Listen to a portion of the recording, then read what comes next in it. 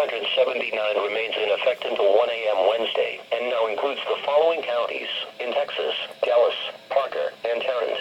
Remember, a severe thunderstorm watch means that conditions are favorable for the development of severe weather, including large hail and damaging winds, and close to the wash area.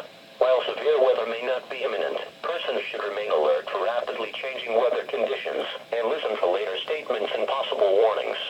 Stay tuned to NOAA Weather Radio, commercial radio and television outlets, or internet sources for the latest severe weather information.